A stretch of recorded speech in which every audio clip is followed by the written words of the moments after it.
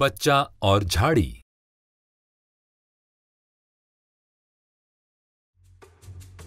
मिस्र इसराइलियों से भर चुका था। नया फिरौन इस बात से खौफजदा था कि इसराइली बहुत ताकतवर हो जाएंगे। बस उसने उनको गुलाम बना लिया और उनसे बुरा सलूक करने लगा। फिरौन ने हुक्म दिया कि इसराइलियों के तमाम छोटे लड़कों को कत्ल कर दिया जाए। एक औरत ने अपने बच्चे को टोकरी में डालकर दरिया के किनारे छुपा दिया। उसकी बहन उसकी निगरानी करती रही। फिरौन की बेटी दरिया के किनारे नहा रही थी। उसने वो बच्चा उठा लिया और उसे अपने पास रखने का फैसला किया।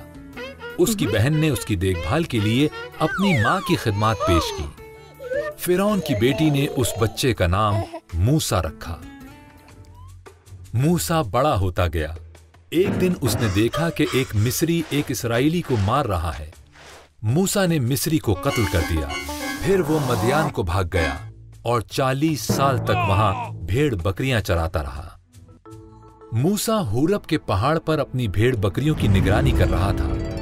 एक जलती हुई झाड़ी से खुदा की आवाज आई, मूसा, मेरे लोग मुसीबत में हैं। मैंने तुझे चुना है कि तू उनको आजादी दिलाए। मूसा ने कहा, मैं ऐसा नहीं कर सकता। खुदा ने वादा किया, मैं तेरी मदद करूंगा। अपनी लाठी फेंक।